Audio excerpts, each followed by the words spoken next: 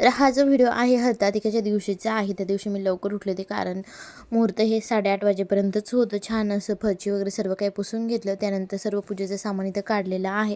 त्यानंतर चौरंगावरती पांढरं वस्त्र असून महादेवाची छान अशी पिंड तयार करून घेतली. वाळूचीच पिंड बनवायची असते.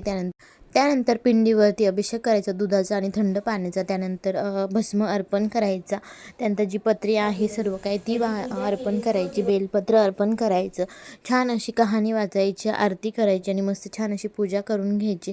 तिथं छान अशी मी पूजा मांडून घेतलेली आहे. आणि पहिली जर हरतालिका असेल तर नारळ वगैरे त्या ओटीचं सामान सर्व काही लागतं. तर तिथं मी साईडला जे आहे ते मांडून घेतलेलं आहे. तर छान अशी इथं पूजा करून घ्यायची.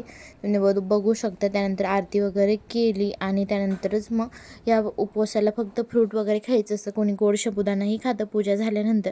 तर कोणत्याही 5 फळांचा प्रसाद तुम्ही ठेवू शकता इथं.